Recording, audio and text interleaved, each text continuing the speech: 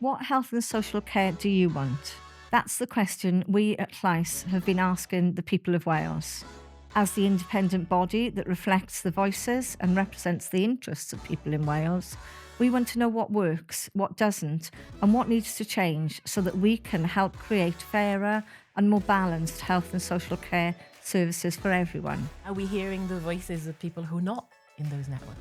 And so if we want to do meaningful engagement, we've got to go beyond that and really think about who are the voices that we never hear, who are the people who are going to be most affected by the decisions we're making, and where do we find them to go and have conversations with them? It's really important, isn't it, that services are clear with people about the level of influence that they do have, so that it's a part of a deal then, isn't it? And people are clear about the boundaries. Setting expectations, definitely. Yeah.